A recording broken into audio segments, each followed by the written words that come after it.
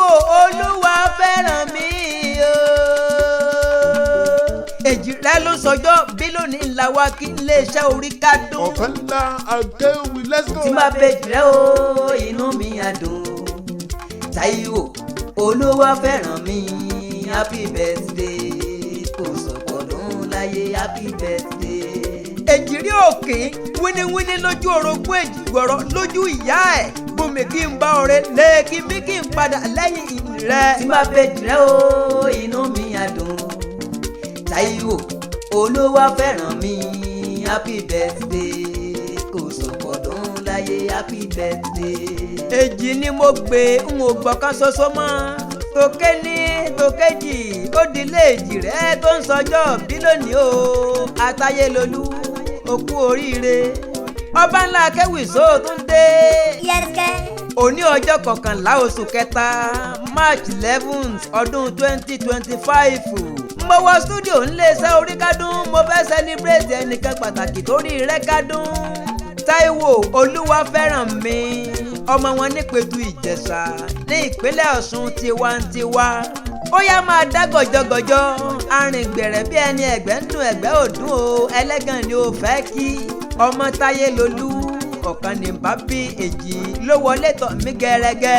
Táíwò Olúwa fẹ́ràn mi, ọ̀bẹ́kìsì bẹ́kẹ́sẹ́ ọ̀wọ́lé onígbàsọ.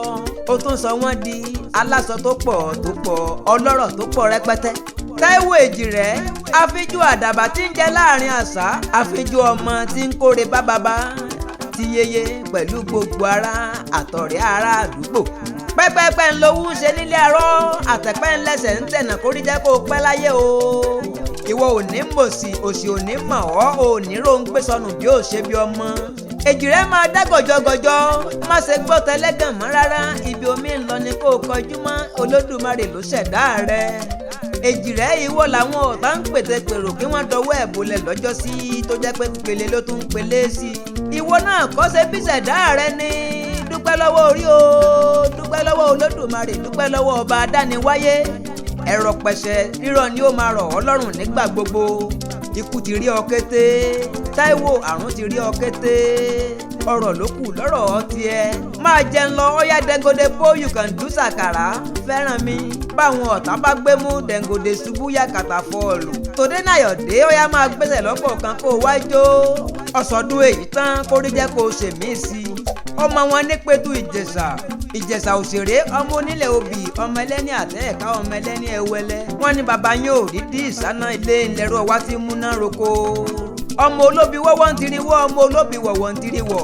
Èyí tó bá fẹ́ ni awọ̀ sígbà ẹni, èyí tí ò fẹ́ ni awọ̀ sínú igbó ẹyẹkẹyẹ ní múrú wọn jẹ. Èjì rẹ̀ ń wọ́n máa kè ọ́ dò nídọ̀la. Chief oyè tó jẹ́ àmọ́ bí ògbó ọ̀rọ̀ bá a pèdè amúlùdùn of body òsínláńdì ló ní kí n máa kí ọ ní gbèjégbèjọ. Ó ló sọdún èyí tán kórí jẹ́ kó o ṣèmí sí nínú owó ńláńlá, nínú ọlá ńláńlá, ọ̀rọ̀ tó pọ̀ rẹpẹtẹ. Táíwò àrùn ti rí ọ kété. Women of integrity, ọmọlúwàbí àtàtà tó lórí pípé. Ọ̀sọ̀dún èyí tán o kórí jẹ́ kó o ṣèmí sí. Àṣèyí ṣàmọ́dún o láṣẹ elédùn tó máa rè. Bẹ́ o mẹ́rin sẹ́ ògbóhùn erin ni, ẹ ò mọ̀ṣá ẹ ò jí ọlọ́bẹ̀ ń dán. Ààrẹ agbáṣàga amúlùdùn àtọpinpin lèmi ń jẹ́ o. Ọbańlá Akéwì tó ń ṣojú mẹ̀kúnnù lọ́dọ̀ ìjọba. Jagunlabi gbàǹkópì ló ń gbọ́ lọ́wọ́lọ́wọ́. Akékaka lójú ọlọ́rọ̀ má jaya lolo. Ẹni tẹ́ ń kọminú ẹ̀ tí ò kọminú baba ńlá bákúbá bá wọn ní gbàlẹ̀. Ọbańlá Akéwì.